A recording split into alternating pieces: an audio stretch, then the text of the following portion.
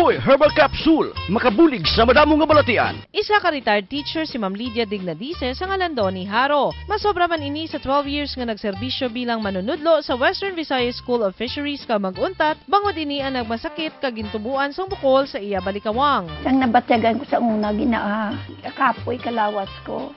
Kag daw ginapo-apo ako, kag ang akong high blood. Amot lang to ang akong ginbatyag.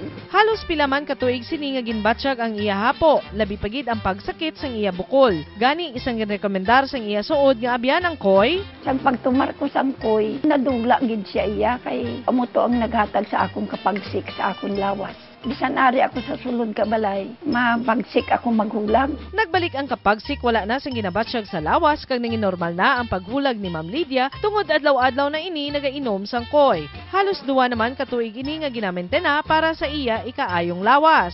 Sang nabatian ko sa TV, nagbakal gid ako kag magtumar. Amo tong nadula ang pin ko kag ang bukol. No side effects.